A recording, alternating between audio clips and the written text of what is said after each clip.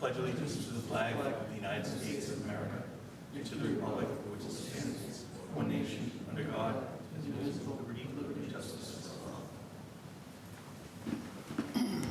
all. Welcome to the July 14th Select Board meeting. First item on the agenda is Citizens Time. Is there anyone here who would like to speak for Citizens Time? Okay, come on up. Just sign the paper and give your name.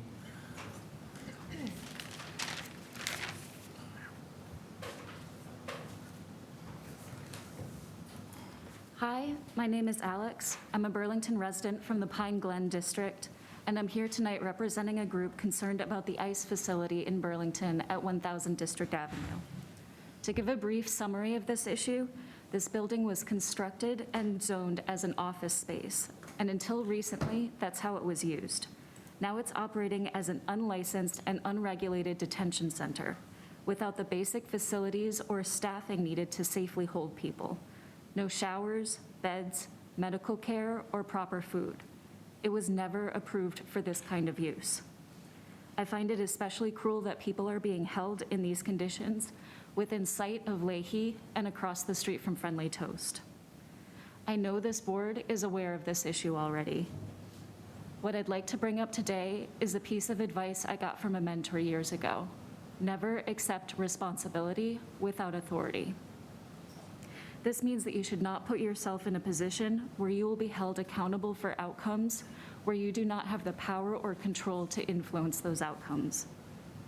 Right now, Burlington is in exactly that situation. For example, if there is a fire at this facility, the town of Burlington is responsible for ensuring that everyone is evacuated and safe. This is not possible when a building that is zoned and planned as an office building is instead being used as a prison. There has been no public process, no planning board hearing, no inspection, and no accountability. The town has been kept in the dark, and we are now in the position of being responsible for the health and safety of people being detained here, people we were never even told were in our jurisdiction. This situation undermines the town's planning, emergency services, public trust, and legal authority. If someone is injured or dies in this facility due to inadequate conditions, something I'm deeply concerned could happen. The town of Burlington will face scrutiny and possibly liability. And yet, we were given no say in this decision. That is what it means to have responsibility without authority. It's an unacceptable position to put a municipality in, and it must be challenged. We're asking this board to take action. This facility is violating town zoning and safety codes, and we need to enforce them. These are laws we have for very good reason. Safety laws are often written in blood. We cannot wait for a tragedy to occur here to act.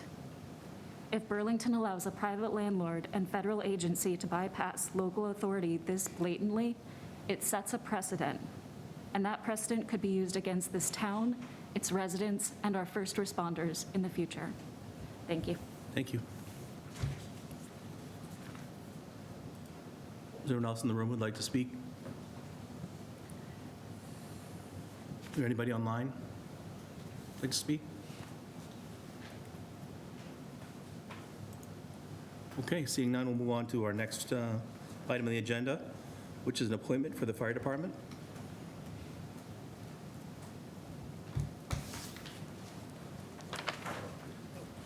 Thank you, Mr. Chairman. Good evening, Chief.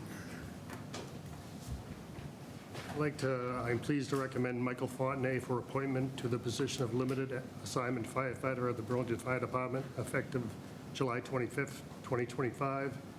Limited assignment firefighters work special details when there are fireworks and welding in town. They are called if no permanent active firefighter is available to fill those special details. Lieutenant Fontenay has served the town of Burlington for 32 years. He started as a firefighter on July 1, 1993. He was promoted to lieutenant on January 19th, 2020. He'll be retired on July 25th, 2025. He will be a valuable addition to the group of limited assignment firefighters.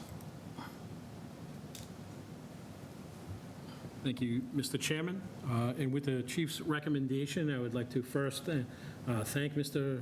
Fontenay for his 32 years of service to the town and welcome him to be and recommend appointment as a limited assignment firefighter.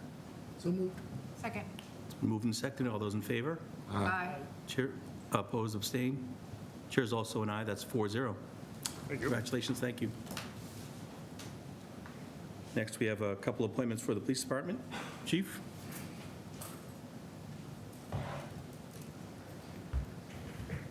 Thank you, Mr. Chairman. The first appointment is to the position of lieutenant, and I'll be naming Sergeant Peter Abascaroon for that position. On June 10th, the department underwent an assessment interview panel, which consisted of outside chiefs, myself, the deputy chief, the town administrator, and assistant town administrator to go through the candidate vetting. Peter came out the unanimous #1 choice out of 4 excellent, highly qualified individuals. Peter began his career with the Burlington Police Department in June of 2004 after working for the New Hampshire State Police for approximately 2 years. He's a graduate of the New Hampshire Police Academy. He has a Bachelor's of Science in Criminal Justice from Northeastern, as well as a Master's in Criminal Justice from Anna Maria. Since being in Burlington, in addition to being a patrol officer, he was also a mountain bike officer, an original member of the Honor Guard, a field training officer, and a NEMLEC Regional Response Team member. He was also our scheduling officer from 2016 to 2018, where he brought on board the detailed tracking system, which allowed the department to institute better accounting and reconciliation practices and was able to recover a lot of money and monies owed for details. He was promoted to sergeant in June of 2018. He's been a traffic sergeant since 2022, the bicycle patrol supervisor since 2018, department drone unit supervisor and a pilot since 2019, the FTO supervisor from 2020 to 23, and he's now the NEMLEC drone unit commander. He is married, he lives in Burlington with his wife and 2 children, and I highly recommend Peter for appointment as a lieutenant within the Burlington Police Department. Thank you, Mr. Chairman. First, I would second or echo the sentiments of the chief of the fine pool of candidates that we had. It's always a tough decision to pick, but it is my privilege to recommend Sergeant Peter Abascaroon and appoint him as lieutenant for the Burlington Police Department, and ask the board to waive their 15-day waiting period. So moved. Second. It's been moved and seconded. All those in favor? Aye. Opposed, abstain? The chair is an aye. That's 4-0. Thank you, Mr. Chair. Second appointment for tonight is retired Lieutenant Kevin Doherty to the Special Police Officer list. Lieutenant Doherty retired on June 30th after approximately 23 years with the Burlington Police Department. He also had 7 years prior experience in Foxborough. He grew up in Burlington. He's a graduate of BHS class of 1988.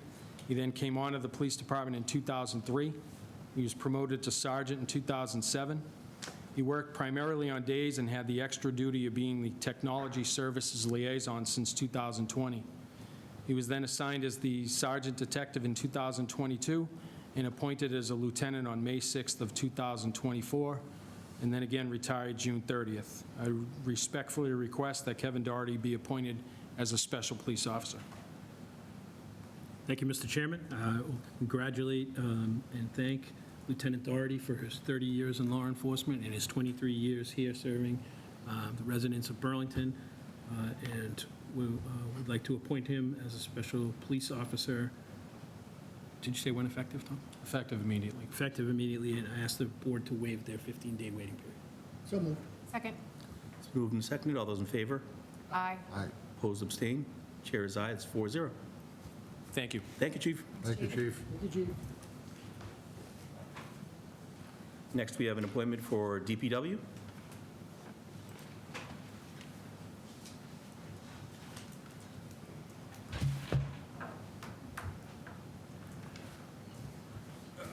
Good evening. Brian White, DPW Director, with Anthony DeSimone, Operations Manager. We have 2 appointments we are recommending appointments to.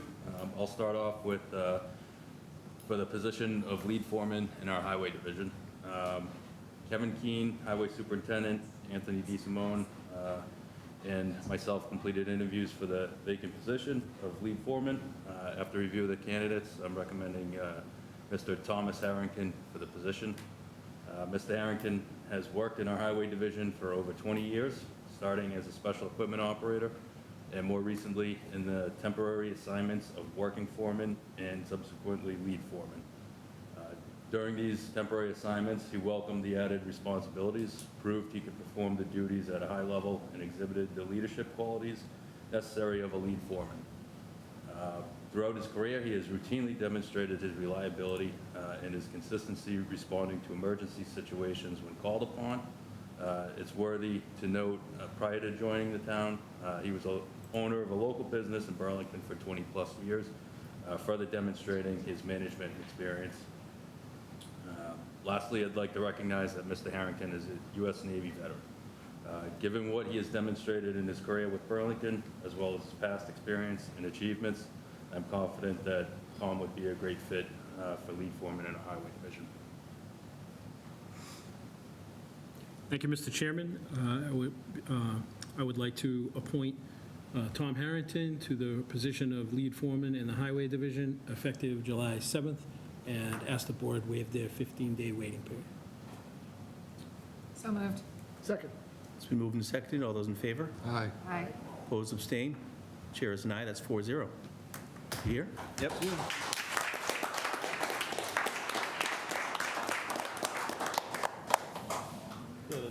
The ring of terror here, Tom. Congratulations.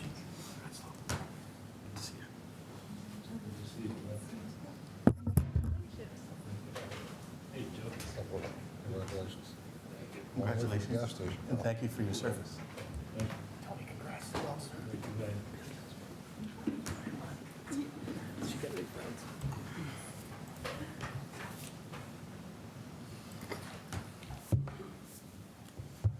Thank you. Next up, after conducting interviews with applicants for the special motor equipment operator position, I'd like to recommend Kevin Murphy for this job, contingent on DOT physicals and other pre-employment requirements for our cemetery and facilities division. Mr. Murphy was in the United States Marine Corps from 2010 to 2014 and has more recently been employed by the Veterans Affairs Office for the past 5 years. He thrived in demanding and constantly changing environments and has experience assessing complex challenges and identifying solutions. Kevin's currently working for our cemetery division and has already been performing job duties for the past month as a summer hire, as well as a full season last year. In May of this year, Kevin earned an associate's degree in electrical and computer engineering and has expressed great enthusiasm with regard to attaining all the required licenses and meeting pre-employment requirements. I believe Kevin's experience and skills make him an excellent addition to our Buildings and Cemeteries Division, and would like to recommend his start date be July 15th. Thank you.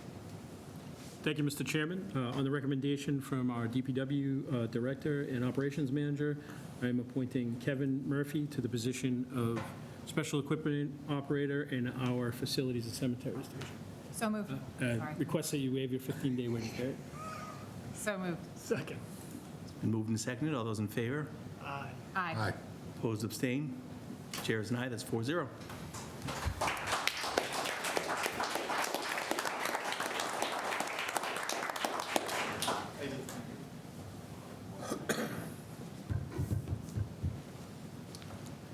Congratulations. Thank you.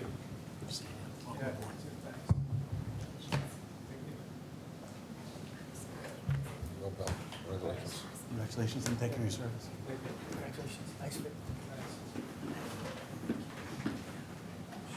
Okay, moving on. Council on Aging has an appointment.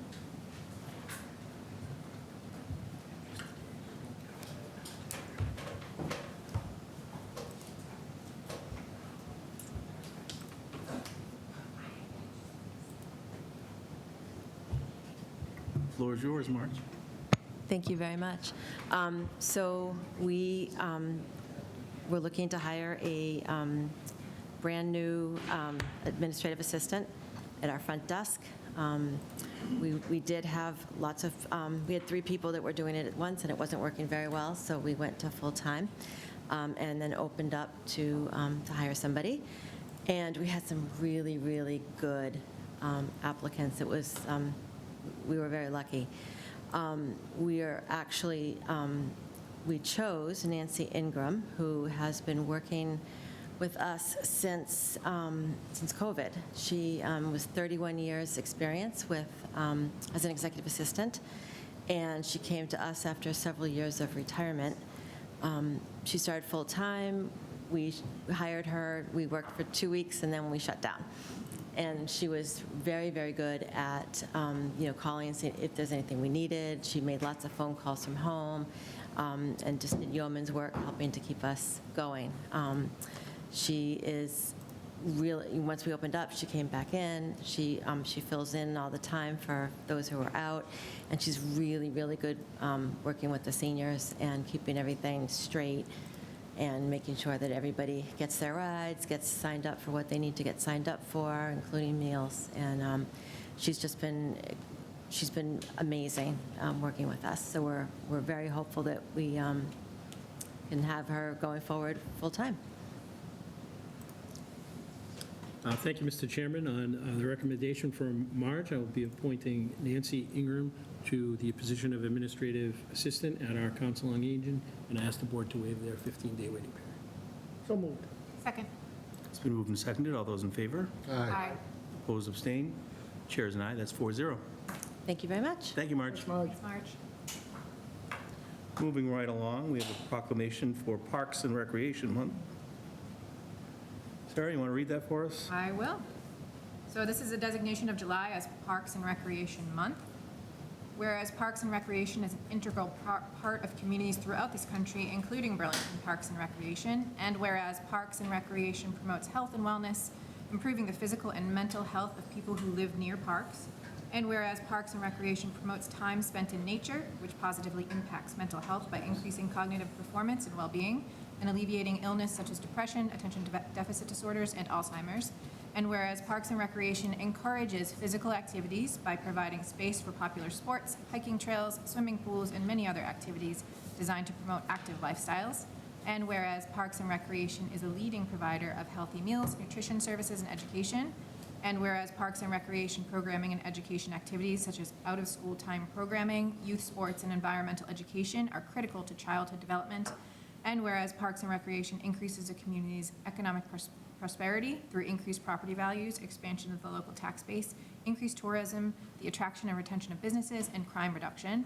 And whereas Parks and Recreation is fundamental to the environmental well-being of our community. And whereas Parks and Recreation is essential and adaptable infrastructure that makes our communities resilient in the face of natural disasters and climate change. And whereas our parks and natural recreation areas ensure the ecological beauty of our community and provide a place for children and adults to connect with nature and recreate outdoors. And whereas the U.S. House of Representatives has designated July as Parks and Recreation Month, and whereas Burlington, Massachusetts recognizes the benefits derived from parks and recreation resources. Now therefore be it resolved by the Burlington Select Board that July is recognized as Park and Recreation Month in the town of Burlington, Mass. Awesome. I think we're very lucky in this town to have such a great Parks and Rec department, and we're especially thankful to parents in town for all the summer camps that we send our kids to. So well-deserved, and keep up the good work, Parks and Rec. Moving right along, we have an update from our favorite Economic Development Director, Melissa. Good evening. Thank you for having me. For the record, my name is Melissa Tintoklis, and I work as the Economic Development Director. And this evening, we wanted to do an update on our website, which is the Bring Me to Burlington website. And many of you may recall that about 4 years ago now, we proposed to the Select Board as one of the initiatives in terms of improving communication and working towards site selection and really being in the forefront of the minds of decision makers, that one way to do that was to really hang our shingle out as the town of Burlington and who we are, and not only have a website that tends to the audience of residents, but tends to the audience of businesses, employees, and people who are considering Burlington as a location for business. So with that in mind, we worked and we created a website and a social media presence. This evening with me is Mike Sperling. He's online. Mike, can you hear me as well? I can. Okay, great. So we launched this with the intention to see to start documenting how the traffic was, what people would be looking for. In the interim, approximately probably 24 months ago, about 2 years ago, we also reviewed it with site selection specialists to ensure what people are looking for can be found on the site. There are still things that we're looking to address and modify, especially in changing times with artificial intelligence and how things are being searched, which Mike can speak to a little bit more.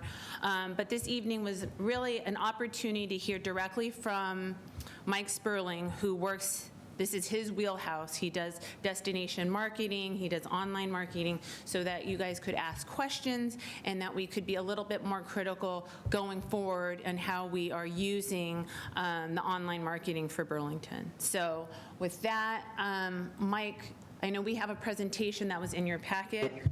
I think we'll go through that. Do you have control with the presentation at this point, Mike?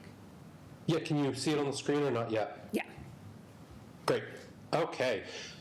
Thanks for having me. I just wanted to roll through a few slides here about kind of the progress that we have that we've made on the site. So, as Melissa alluded to, we launched the site in 2021. The site has recently gone through a bit of a rebrand again, where we've updated and made it look more modern, as we want to do every 3 to 5 years. But since launching the site, we started year one in the 10,000 visitor range. Year two, we got just over 20,000, and this year we're projected to be just below 60,000, around 55,000 visitors to the site. So as you can see on the graph, we've grown year over year, and we've had the same budget every year, right? So we've become more and more efficient with the website itself and the digital marketing that we're doing. Another important thing is that I want to go over is the quality of the traffic. When we first started off, we had okay quality, right? With the goal of improving. The average user was coming to the site and they were spending 39 seconds on the site. In the past 12 months, users that have come to the site have spent 2 minutes and 1 second on the site. Our goal was always to get over 2 minutes as a benchmark. So we've really not only increased the volume of the number of people coming to the site, but how long they're spending on the site. The other thing that we've done is work really hard at engagement rate. So what engagement rate is people visiting at least 2 pages on the site and spending 10 seconds on each of those pages. Back in 2022, we were at a 15.62% engagement rate. Now we're at 53.96% over the past 12 months. So again, we're looking for a benchmark of 50% or greater. We're sitting at almost 54%. So we've slowly increased that over time as we've added content to the site that's more relevant and driven people to more relevant pages. And Mike, I'll just interject. Part of on what we'll see a little bit in this presentation, though, is what people are looking for. And I think that's a key part of this. Engagement is not just, time spent, but what we're doing is analyzing the words people are typing in and then figuring out how to build content on the website or in social media that then draws you to the website, which probably for a lot of people in this world sounds pretty obvious and standard. But this is, for people who are outside the marketing world, that is something that we can talk about a little bit more in terms of the hotel and occupancy and the restaurant and things that you wouldn't have normally thought would have driven people to the website and then kept them there. So just wanted to add that. Cool. All right, so our first goal was to drive new business in Burlington. So we launched a multi-channel campaign, social, digital search. We'll show you that in a second here, to drive people to learn about Burlington and why Burlington is a great place to open a new business, to open a satellite office of an existing business, that sort of thing. So one thing that we did was we launched what's called a Google search campaign. So I'm sure you've all gone on Google, you've typed in something, and it's those ads that exist at the very, very top. Over the course of time, we've had 253,000 times these ads have come up. We've had 19,000 people click on those ads with a click-through rate of 7.61%. So essentially 7.5% of every person, of all the people that see the ad, click on the ad. Here we're looking for a benchmark of 5% or greater. Some keywords that we targeted: office space, Boston, MA, commercial real estate near Boston, lab space for rent. And what we did was we directed this traffic to a landing page which had office space, right? And Melissa and her team has done a great job keeping that page up to date, so people can come in and see all of the space that's available in Burlington to rent. We also ran a campaign within LinkedIn. So within LinkedIn, we were targeting real estate brokers, corporate operations managers, executives in biotech, tech, life sciences, et cetera, et cetera. Here our ad came up almost 800,000 times to almost 7,000 clicks, and here we had a click-through rate of 0.87%. So here we're looking for a benchmark of 0.1 to 0.35%, different form of advertising, so different benchmark. So here again, we're exceeding kind of the benchmarks. And the click-through rate is really important because it shows the level of interest those that are coming on the site have in the actual ads. So to hit over benchmark is really important. Another thing we did was we ran what are called Google display ads. So these are those ads you'll see in remnant space around the internet. So if you go to the Boston Globe or the New York Times, you'll see all of those kind of display ad positions. What we did here was we ended up getting just over 3 million times these ads have come up with 14,663 clicks.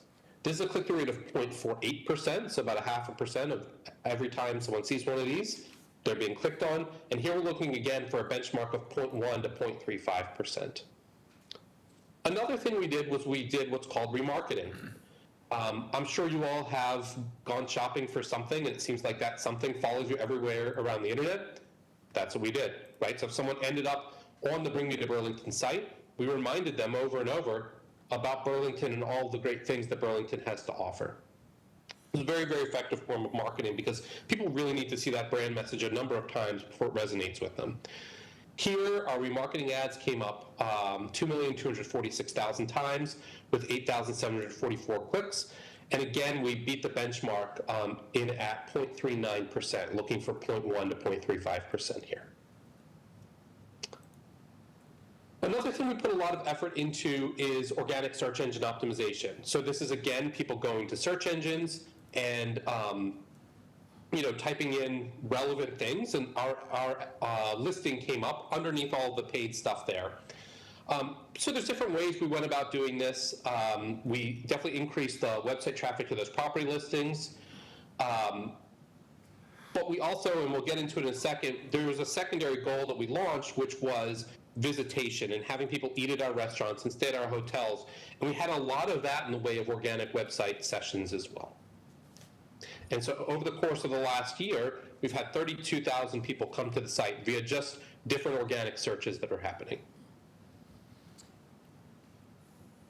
So the second goal to talk about is travel and tourism. I believe it was a grant that we started with the Greater Merrimack Valley Convention Visitors Bureau that we received that gave us the opportunity to do more of the travel and tourism work. Right. And Mike, maybe, sorry to interrupt, but I'll pause right for a moment there with the first goal, and if there were any questions from you guys at this point on the main goal, because that's how we initially launched the website.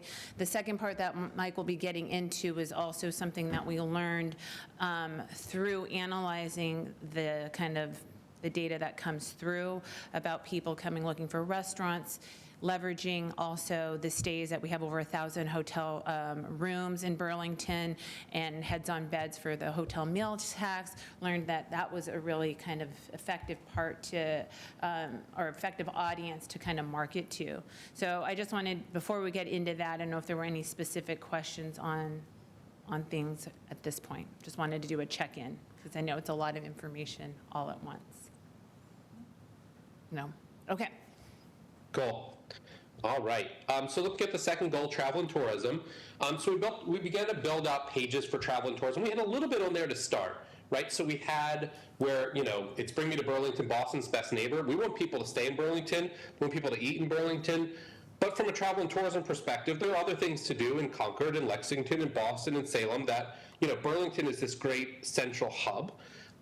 And we wanted people to realize that. So we had itineraries to begin with on the site that would let people explore those other things to do that are near Burlington. But what we also realized was we want people to eat in Burlington. We launched a whole page on restaurants. We want people to stay in Burlington. We launched a whole page on hotels. And we'll continue to kind of build that out and keep that up to date over time. So one thing we looked at from an organic perspective, because we actually spent no ad dollars on this, we wanted to make sure we were showing up organically. And so we were aiming at keywords like best places to stay near Boston, or where to eat in Burlington, MA, or weekend trips north of Boston. So we did this with those pages, we did it with blog content and landing pages, and it really helped us establish that digital presence. We also, in addition to using the social media for kind of goal one, we started using the social media for goal two as well, and introducing, new ice cream shop or new thing to do in town that also visitors might be interested in. So we were able to, really do a nice job with the social media. Over the past 12 months, without any boosting, we had our organic posts show up 155,000 times, with engagement of 8,671. So engagement being people liking, sharing, commenting, forwarding, all of those things you can do within social platforms. In the past 12 months, we've seen our social audience increase by 173%, and our engagement increased by 64%. So again, were brand new accounts back in 2021, 2022, and we've really built over time. You can see again the different sorts of posts we're putting up there. We're putting information up about space, but at the same time, talking about different businesses that we wanted to highlight. Cool, that's by that. I guess one other thing of note that's important kind of moving forward, talking about the plan a little bit. AI, as Melissa alluded to, is becoming more and more important. And we want to make sure we're not only optimizing now for the search engines, but we're also optimizing for, the ChatGPTs, or at the top of the search engine now is the Gemini results. And so we're actively continuing to kind of build on what we're doing there from a content perspective, from a keyword perspective, to make sure that we continue to perform in those environments. Questions? Thank you, Michael.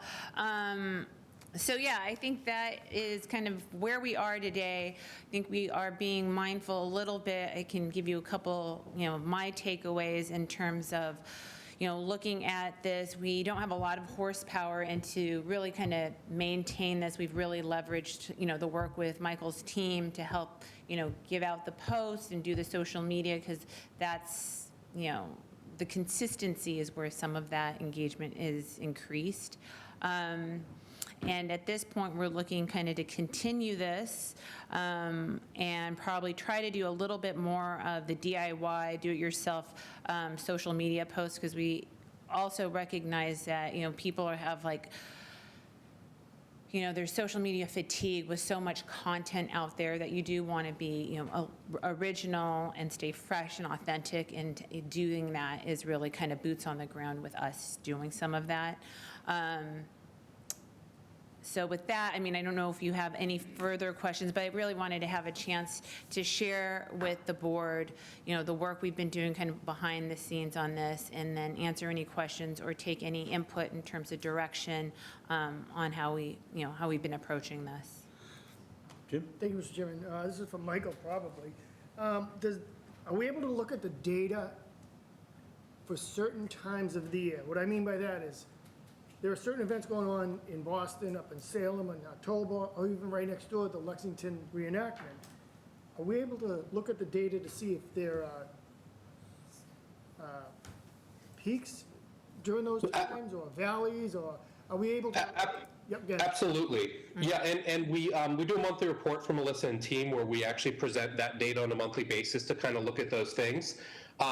You know, I mean, not to be, I mean, there's no surprise that we, you know, are typically a little bit lower in the winter and higher as things start to warm up. We get through kind of that leaf peeping season and it starts to kind of go back down again. So we do see kind of that seasonal kind of increase and decrease on the travel and tourism side.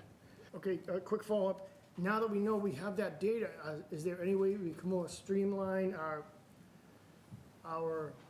how good we are during those times? In other words, increase our awareness out there for, So for we- instance, reenactment or marathon? Yeah, so we've never spent any digital dollars on actual travel and tourism as a goal, right? So what we're doing is when you deal with search engine optimization, when you deal with organic and you're not putting digital dollars out there, it doesn't really matter when you put the content in. You actually want that content to be available at least 6 months before you actually want it to what's called index in search engines. So we want to be cognizant of that and when we put content out. So I guess a perfect example of this is we are starting to work with all of our destination marketing organizations in the area around the World Cup. I don't know if you all know this, but all the hotels that are close to the World Cup in Foxborough all booked out at this point.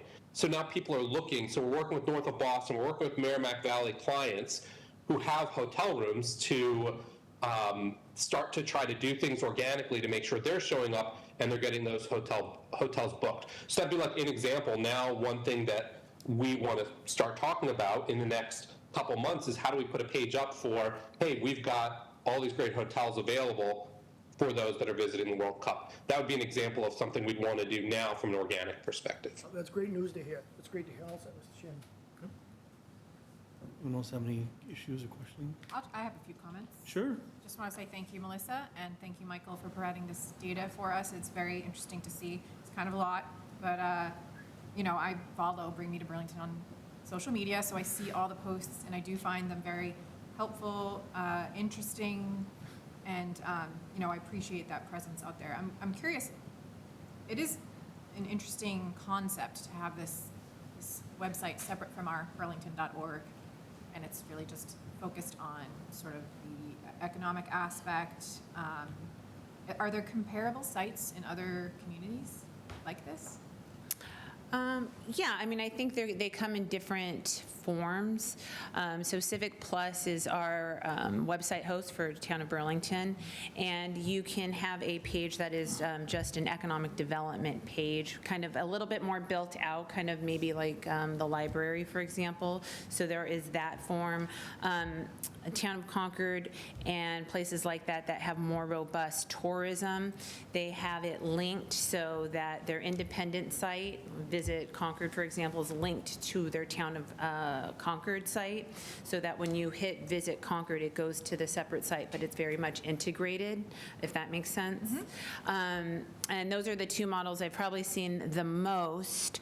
And then there are more nationwide, you have more kind of economic development corporations that do this type of regional marketing for multiple municipalities, kind of like Middlesex 3 does. So we try to sit in and stay connected to what Middlesex 3 does. Also, even, you know, the chamber, although those two tend to be membership driven, whereas our mission is the whole. And so we're pretty agnostic if you're a member or not. And so that's kind of where we probably differentiate a little bit from those organizations. But the idea of terms of marketing and promotion, actually it sits as a Massachusetts Municipal Association best practice. It's an MMA best practice for economic development, because in terms of the different levers you have for a community, you know, you can't change someone's rent. You can't necessarily create more office space, but what you can do is promote the type of office space you have and, you know, kind of the qualities and benefits of your community outwards. So that's kind of the intention behind that. Okay, thank you. And there are, just to add a little bit here, there are a lot of limitations you have inside Civic Plus, and that's why a lot of organizations have gone this route.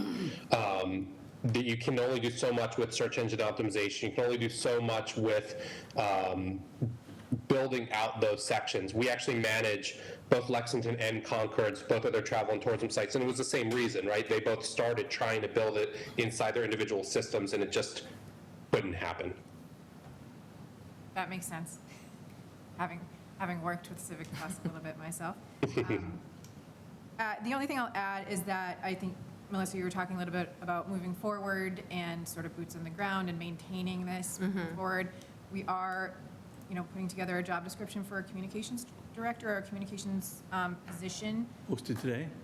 And this, yes, and that will be, I think this is a good opportunity to sort of synergize that aspect along with, I have a whole list of stuff for this person to do, but just one of the things that they could possibly maintain in the future. So, that's all. Thank you both. Thank you. Thank you. Thank you also for the update, and I love the site. I'm always on it, and I see things on there sometimes that teach me about Burlington, so I think you do a great job with it. And Sarah kind of stole my thunder with the communications director coming on. Maybe hopefully we can get some synergy and more of a unified message coming from the town on all aspects. But I do like using this as a tool to promote economic development and its specialized focus. So it's just a lot of great things that come out of it, and I think it's a very worthwhile investment we made, and I'd love to see the numbers. Are those unique hits? 10K, 20K, up to 55? Those are sessions, so those are actually visits to the site. If the group is interested, I'm happy to pull individual users. My guess is users is probably in the 40 to 45,000 range. That's fantastic. Awesome.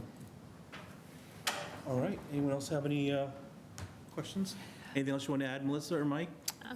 Chairman Espejo, yes, just in terms of kind of thinking ahead, trying to be cognizant of the communications position, we are, part of what our effort is to, kind of peel back some of the work we've done with the advertising, and we're in a little bit of a holding pattern this next year, and we're working with JD to kind of make sure we're, I would say, just kind of lean enough in terms of what we're doing with this site and the work we're doing on this site so we can integrate it with the communications director and make sure just like kind of optimizing the work and not being redundant. So I appreciate those thoughts as well. We're trying to make sure that's in alignment. Yeah, awesome. All right, well, thank you very much. Thank you, Thanks Michael. for having me. Thank you, Michael. Thank you, Thank you. Eminem. Thanks. Thank you. Mike and Melissa. All right, moving right along, we have an approval for Kava. Someone here for that? Doesn't look like it. I don't know who MT is. Yeah? Mr. Chairman, there's someone in the chat that's just labeled as MT. I'm not sure if that's someone here for Cava. I think it's Melissa spying on us. Are you MT? Are you here for Cava?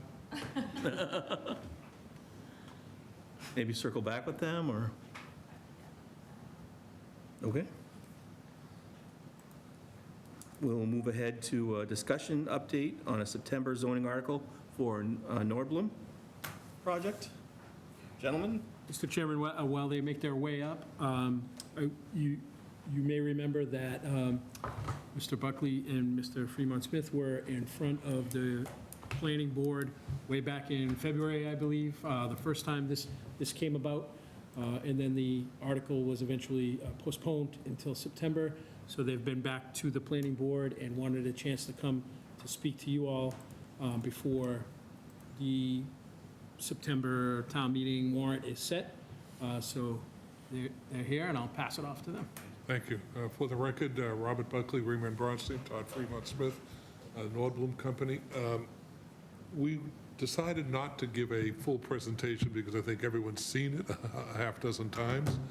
We also have the handout that encapsulates the presentation, but we wanted to have an opportunity to address the board what the motivation underlying this initiative was, which is there are unproductive properties along Middlesex Turnpike that are going to stay unproductive, and this was an opportunity to revitalize not only those properties, but through synergy to enhance and maintain the viability of wanting to be adjacent to Third Avenue, which surprisingly, in the old days, people would come and knock on my door and say, we have to have a Burlington address.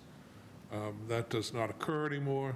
People go where they can find housing for their employees, get in quickly, permit quickly, and grow. And I think the initiative that Melissa just spoke about with respect to the website is right on, because people are making decisions not local, but perhaps in Chicago or LA or whatever. And the idea of identifying keywords on a Google search or whatever prompts Burlington to come up, and that's the key. So once you have those people, they want to know those questions, and if they don't find satisfactory answers, they move on.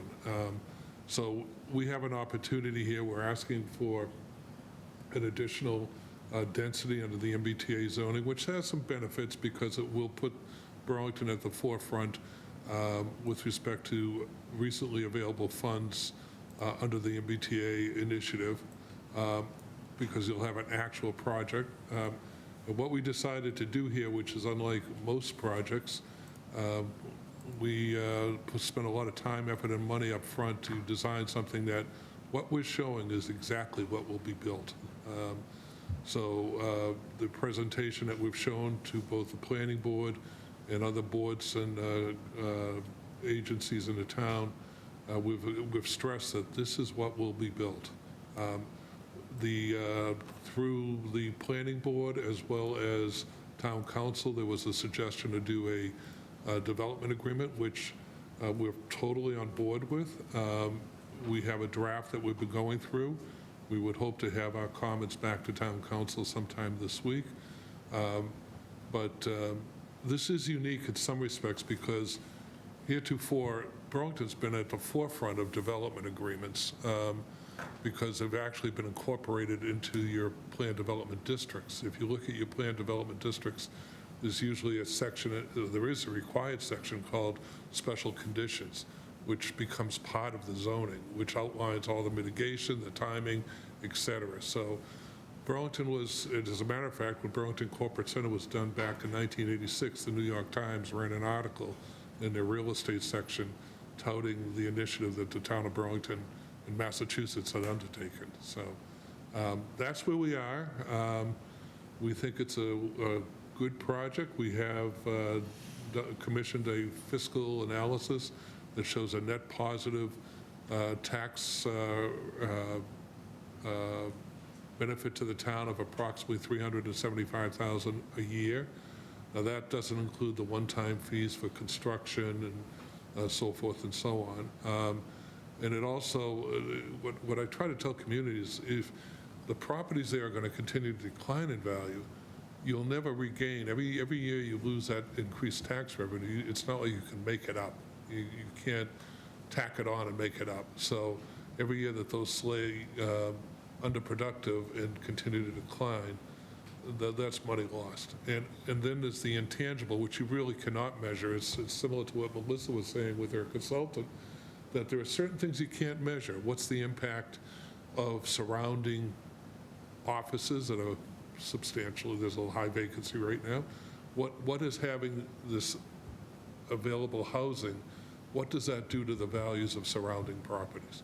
And that's a difficult issue to measure just because the data doesn't exist, but you'll see over time. So that's where we are, and any questions would welcome your input. Sarah? Thank you, Mr. Chair, and thank you both for coming out. I think you know I've been pretty active and involved in this for some time, so I'm pretty well aware of the project, but I think there are many people in town who are not aware of it. Can you just be clear about the asks in terms of the increase in density, what it is now in the MBTA overlay and what you are asking for with this project? It currently is 20 units per acre, and we're going to, what is it, 57? 57 units per acre. The height is, it's less than the underlying zoning, but more than permitted under the MBTA zoning. I think we designed it so that it would mirror the Burnt Bancroft Building as well as the Archer Hotel, so that there'd be a plane of equality between those buildings. And we've added quite a bit of pedestrian slash amenities on site to do a connection between Middlesex Turnpike and the Great Meadow Road. So, but that's the ask, basically. The density goes from 20 units to 57. So it's almost tripling the density. Numbers are numbers. I think we've been working with Stantec Architecture in Boston to on the massing of the building and the architectural design of the building. They're a very well-known firm in Boston. We've got a slope that drops off 25 feet from, I know you know this, but just for television. I appreciate it, yeah. The kids watching at home. The slope drops off about 25 feet from front to back from Middlesex Turnpike down to Great Meadow Road, which allows us to put a double podium under the building, so 2 layers of structured parking under the building. Typically, we try not to do that because it's very expensive, but on this site, it allows us to really tighten up the footprint and expand the open space on the site. So although the density seems high, and everything's relative, I just permitted 333 units in Brighton at 166 units an acre. Everything's relative to the site constraints and the opportunities that the geography presents to us. We think it's a very appropriate building. The massing mirrors the Bancroft right across the street. We think when you come up Middlesex Turnpike to that traffic light, you'll have now sort of what I call festival retail or high level of theatrical design on both sides of the street, so you really feel like you're coming to a village. Right now, you have to turn left into 3rd Avenue before you feel that. I think you'll feel that on Middlesex Turnpike, and I think that'll be a traffic calming moment and a sort of a neighborhood, you're entering a district kind of a moment. But we are asking for 57, that's the math. Okay, thank you. No, I appreciate that. I just want that to be clear to folks, and that doesn't mean that I'm against it Understood. in any way. I just really want to be transparent about what is being requested here. And I do have concerns about that increase in density. That doesn't mean I'm against the project. Understood. So I think that is an area where a project like that kind of makes sense. It's, sort of building on the success of 3rd Ave there, which has become a real asset in town. So, there's other concerns I have about it. There's no commercial aspect to it. It's only residential.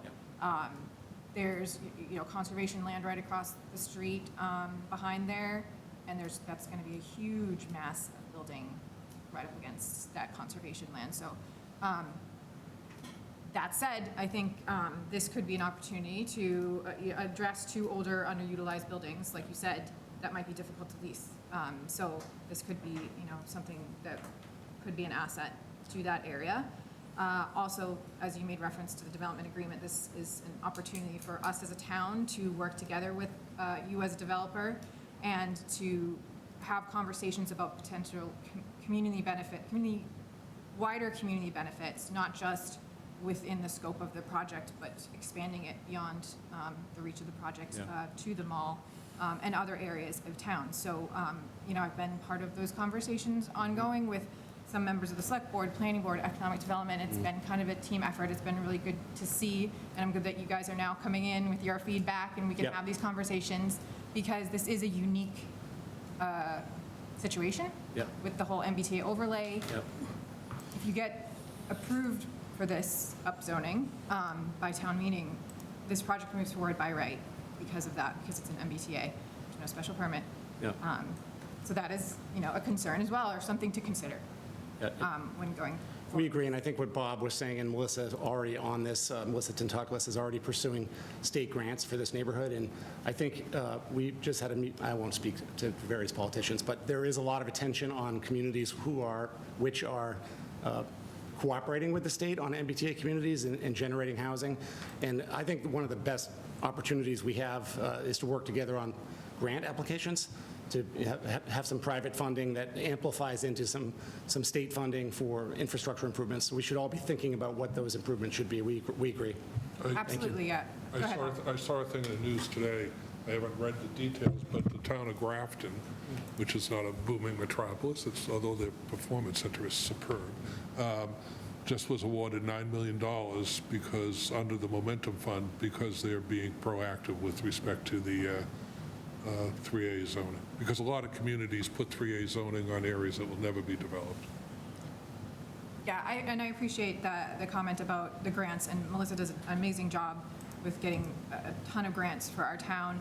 I guess we'd also ask for, not just our town employee to be working to get grants, but the developers to come together and, agree on some of these maybe other community benefits that we could see out of this. So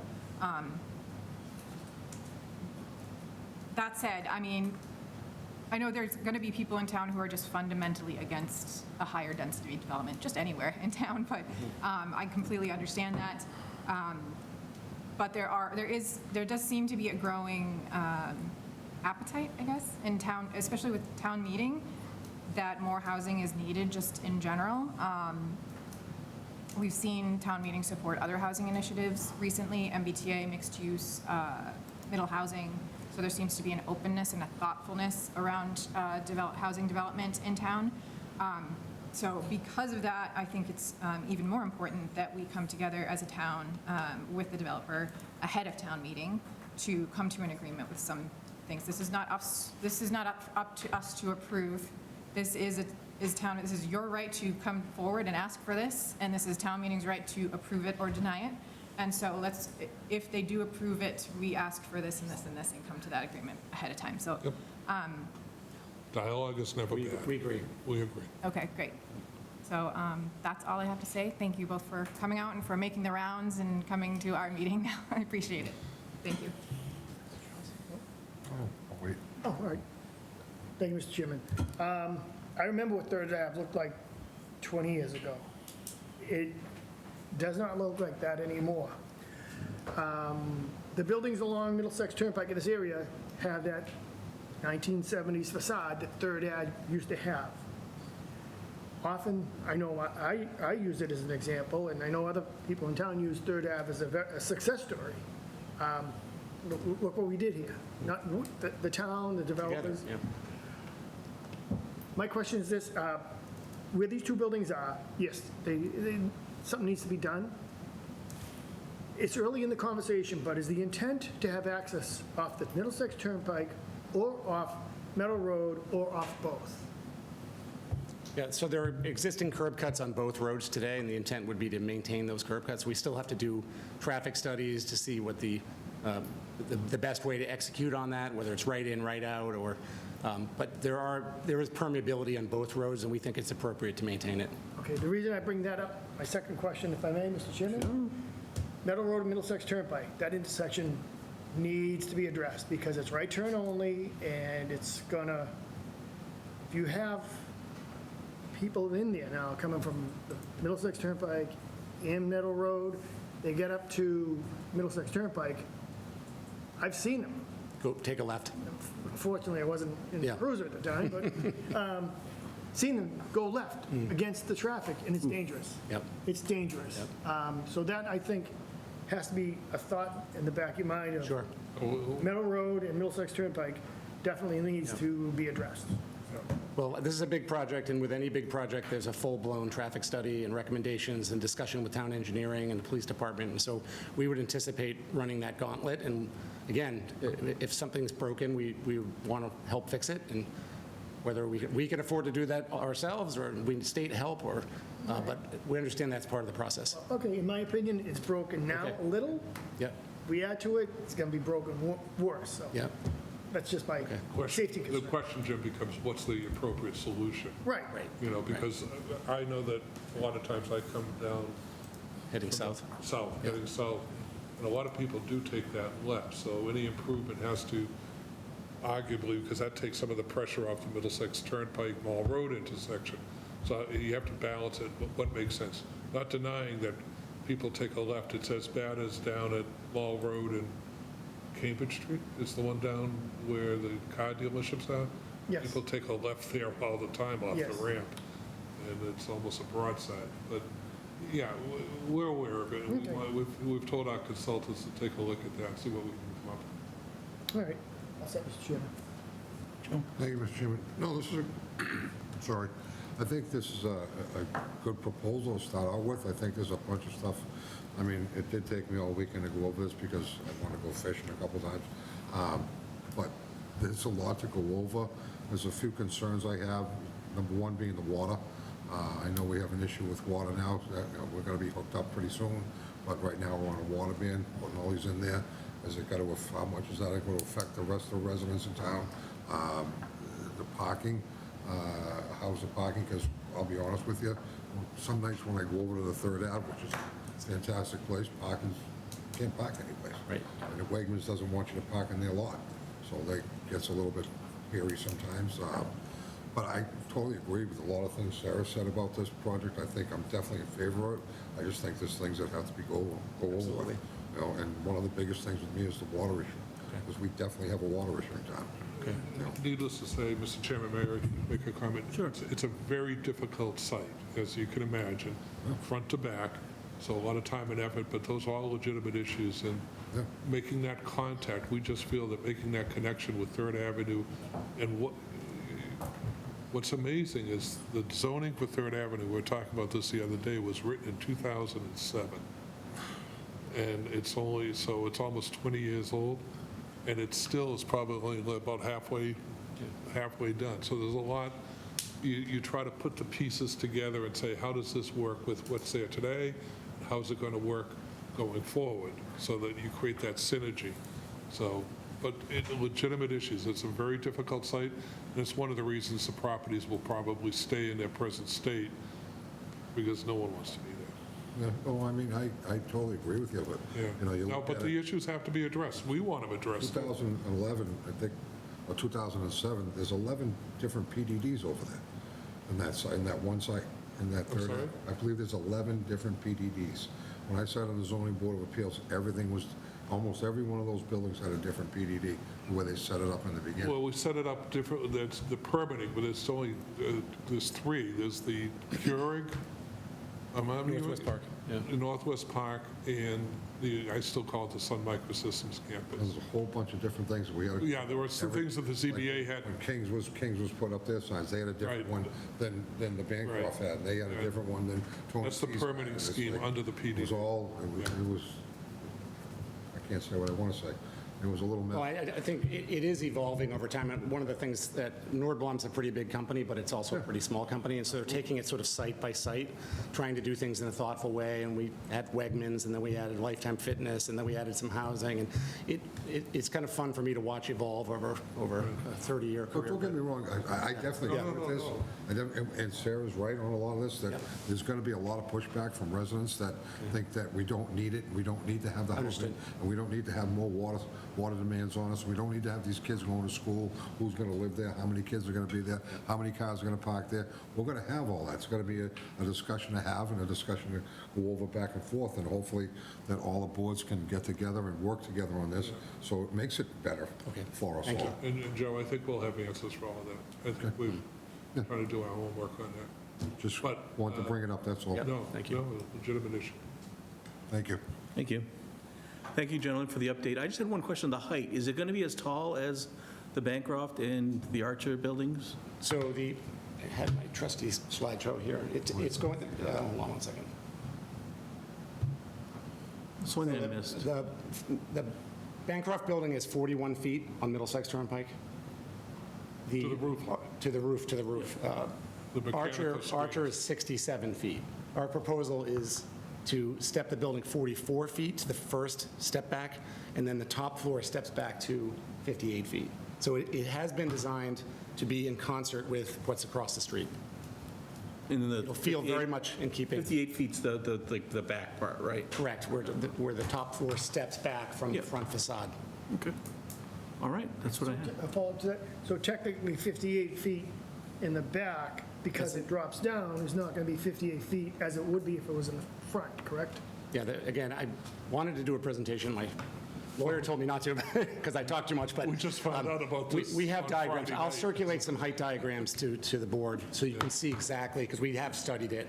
And the architect, we feel it's appropriate. Okay, okay, Mike, can I perfect. ask one more question? Sure. This is based on a comment that I just saw somebody post online. I don't know if you saw it, a comment. Somebody asked, what is the reasoning for the increase in density? So the reasoning is, there are several reasons. One is, again, as I mentioned, the double podium parking just allows a greater amount of parking under the building, and that parking supports the massing on Middlesex Turnpike, which matches up with Bancroft. So there's a massing argument that you don't want something that's too diminutive on that side of the street. You want it to hold the street edge. There's also an efficiency standpoint where tenants in the market that are working at these high-tech companies, they want a certain level of amenities, and they want a certain level of on-site staffing, so full-time leasing manager, full-time superintendents to manage the building. So the level of staffing that we have at these buildings is requisite to have a certain number of units to just cover the cost of that. Thank you. So, Mr. Chairman, this was just for discussion tonight. The board will get a chance to vote if they choose on the article at either one of the September meetings, and an opportunity, even if you felt you wished, I'm sure that you would come back or share that presentation for you all to take a peek at and get back with any questions. All right. Thank you very much. Thank you, gents. Thank you. Have a nice summer. Yeah, you too. Stay cool. All right, next we have some appointments we'll get back to. Thank you, Mr. Chairman. So we coming back for a second try here at the rest of the appointments. You'll see an extensive list in your backup. All of those but two of them. All of those but one are reappointments, and there's another one that is technically, Anna is on the audit committee, but that's just basically whoever the treasurer is on the audit committee. So they're all just reappointments, and thought it easier if we just were able to approve as submitted, if the board so wished, rather than have me submit some and you submit some, and have us have a chance of not doing it right. Did anyone get a chance to take a look? Anyone have any questions, comments, issues? I have some comments. Sure. And this is more just on the appointment process in general, which I know we've talked about quite a bit, but, and how people, when a vacancy comes up, how we get people to fill those vacancies. And I know this is an ongoing problem, and trying to get people to volunteer, but I think a lot of times the practice has been that when there's a vacancy on a board or a committee, appointed board or a committee, those who maybe are existing on the board or committee think about their networks and their circles, and who might be a good fit, and then they reach out to them, and that's how we, get an applicant. And those are the people that we're getting. And, I think there's some value in that, because those people understand what the board does, they understand the needs, the commitment, and they understand what kind of people would be a good fit. So I just worry that there's a little too much reliance on that, and there's not enough of a wider outreach, and we may be missing folks. And again, maybe add this on to the communications director position to address this issue as well, but this should really be a priority, is trying to get more eyes when there is a vacancy. With the government review committee, I feel like for weeks at our meetings, we would say, hey, we're looking for applications for this, but there are these vacancies on these boards, and I've never heard any mention of it at any meeting.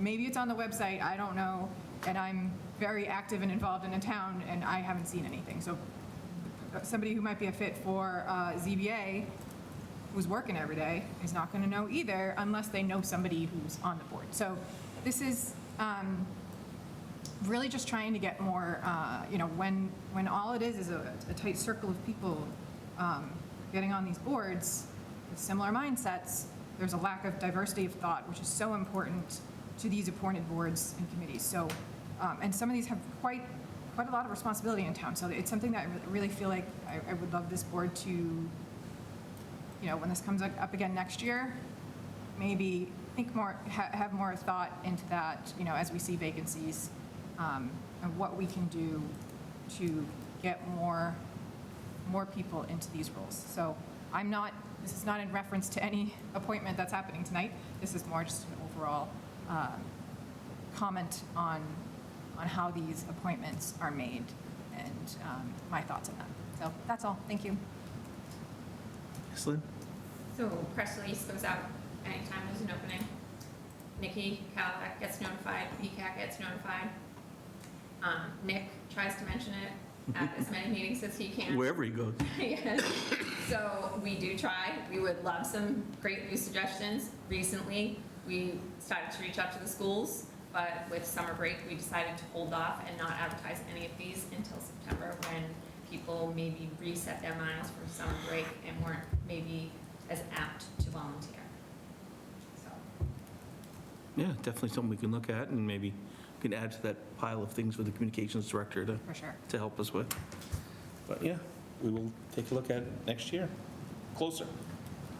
But for tonight, this is okay if we approve all of them? Anyone have any objection to approve them all as a lot, As submitted, as submitted? All right, we'll take a motion then. Mr. Chairman, I make a motion to approve our annual committee appointments as submitted. Second. Motion's been made and seconded. All those in favor? Aye. Aye. Opposed, abstain? And chair is an aye. Are you an aye, Joe? 4-0. Thank you, Mr. Chairman. That may have only taken 5 minutes of our meeting tonight, but it takes several hours of time in the office, so appreciate it being approved. Year-end transfers? Thank you. So we've been doing this for several years now. There's some backup in your, there's a report in your backup from Rachel Leonardo, but just by way of history, about 8 or 10 years ago, through one of the Municipal Modernization Acts, the legislature, through their wisdom, changed the process for doing year-end transfers. For towns, it was extremely hard, especially for those towns that had an early town meeting, because your only opportunity to do these end-of-the-year transfers were, if you had a March town meeting, that was your last bite at the apple.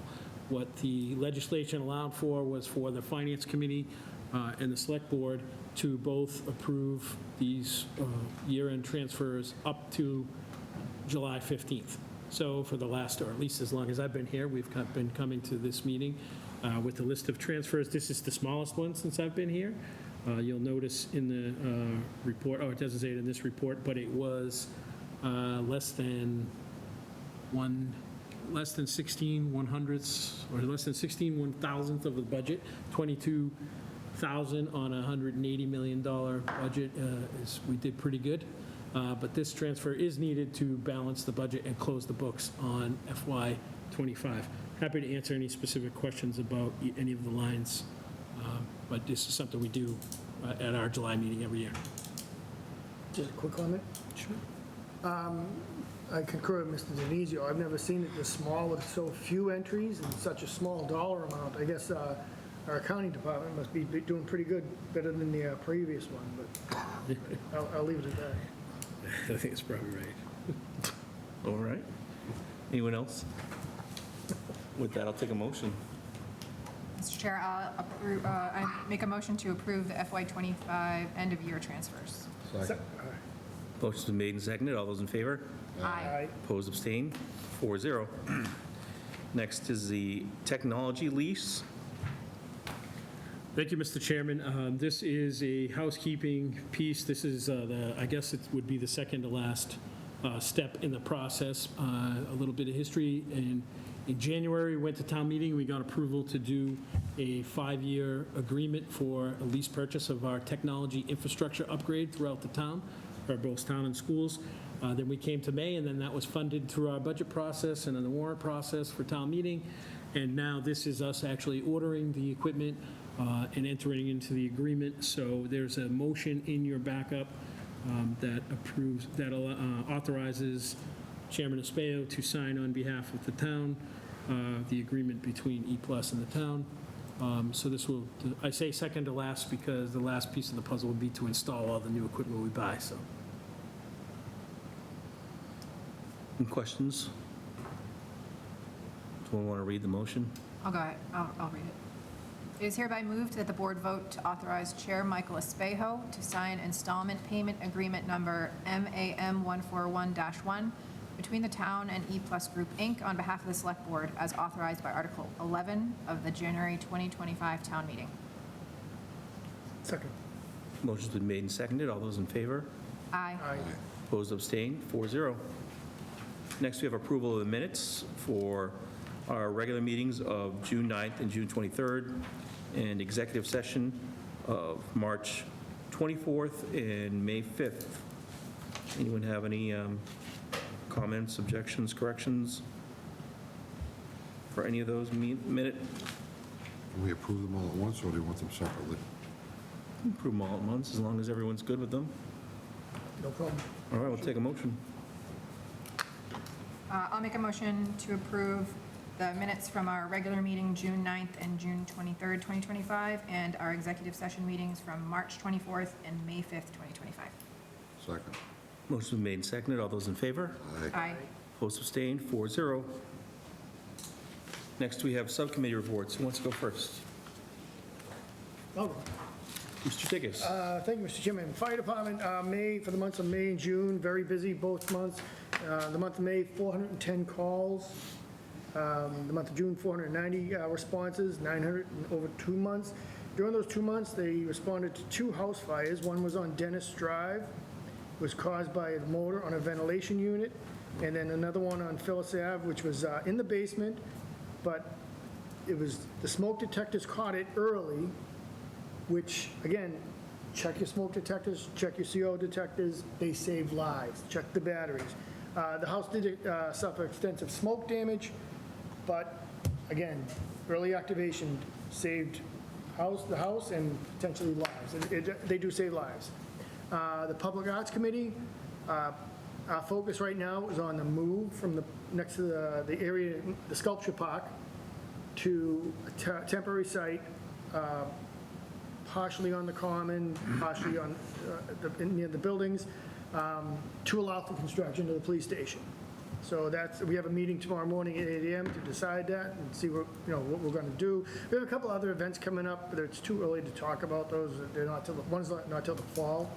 And my last mention here, not so much a subcommittee, is Wednesday, August 6th, at 5 p.m. is our annual Public Safety Night. That's Burlington's version of National Night Out. We do ours the night after the annual nationwide National Night Out. And the reason we do that is because if it's nationwide, everybody's doing it the same night. Wilmington has one, Boston has one, Somerville, Lowell.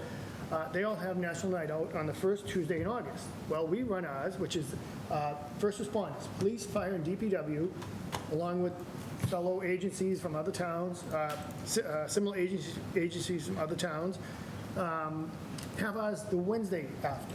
That way there, all the equipment that's tied up with other events on the Tuesday is now available to come to Burlington. And we have 3,000 attendees every year. This will be our 10th year doing it. We didn't do it in 2020 because of COVID. But games, free food, doesn't cost anything. There'll be police cars, fire trucks, DPW, motorcycles. I already got 6 comfort dogs, maybe 10 canines.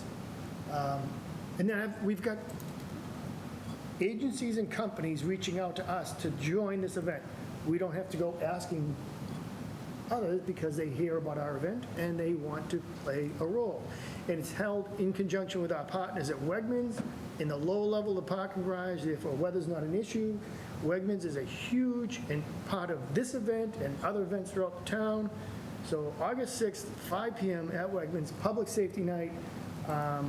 Always a great time. If you want to see what I'm talking about, go to YouTube, go to BCAT's channel on YouTube and search Burlington Public Safety Night, and you'll see from years past what this event entails.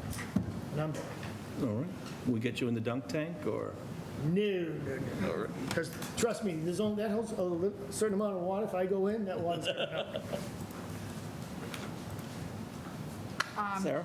Thank you. I actually don't have anything prepared, and Nick is typically the liaison to Government Review Committee, but I did just want to make mention that they have met a couple of times now.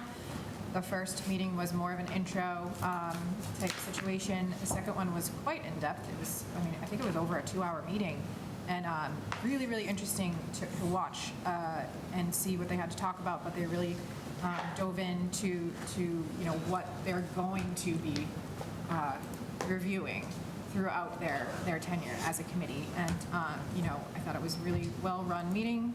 Thanks to Betsy Hughes for her role as chair. And it just seems like they're on a really good track to really dig into the issues around all things local government.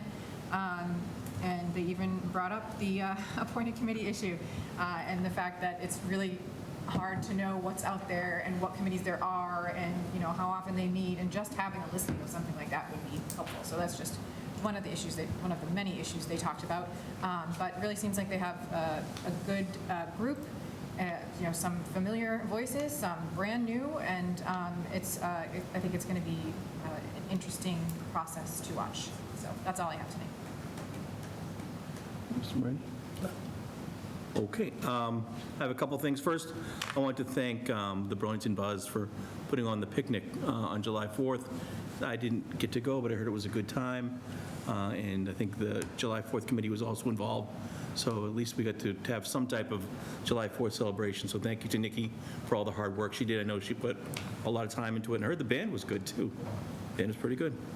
On Thursday, July 24th, People Helping People is having their first ever Pours for a Purpose, where they'll have, it's a beer and wine tasting with all the proceeds going to People Helping People. Sounds like a cool event. We can kind of warm us up for our beer gardens in the fall. And on Saturday, August 2nd, is annual Celebrate Burlington Day. The rec department, again, does another great job every year on the Common from 11 a.m. to 9 p.m. Celebrating Burlington, and it ends every year with the fireworks. So a lot of things going on in town. And also, just with the hot weather coming up, we have the cooling center that'll be available at 61 Center Street, room 107. Please check on your neighbors, especially the elderly, and your pets. Anyone you think may have trouble in the heat. It's hot out there. We have plenty of places, including the mall, people can go to hang out if you're cold or hot. So definitely check in on your friends and neighbors. Town administrator's report. I think everybody hit on everything I was going to bring up, but may I ask a question on an agenda item that we didn't cover tonight with the general license for Kava? It's only a general license, all the paperwork's in order. I wonder, I'm pretty sure everybody had a chance to review it and knows what Kava is and where's it going. I wonder if the board would consider approving that, since our next meeting is isn't for another. August 11th, yeah. I have no issue. No issue? Kava's a kind of established restaurant. The paper looked fine. Yeah, we can do that. I'll take a motion. Mr. Chairman, I'll make a motion to approve Carver's general business license, victuals license, as presented in our material. Second. Motion made and seconded. All those in favor? Aye. Opposed, abstained, 4-0. Anything else, Mr. Denizio? That's it, thank you. Sir, Assistant Town Administrator, have anything that he wants to add, Patrick? No, thank you. All right. Just Lynn? no polos, July and August. July and August, we do, Didn't catch the memo, but It's part of the hazing. noted for August 11th. Thank you. yeah, maybe August we'll do Hawaiian shirts or something. All right, Great idea. I'll take a motion. Motion to adjourn. Second. Motion's made and seconded. All those in favor? Aye. Opposed, abstained? We're adjourned.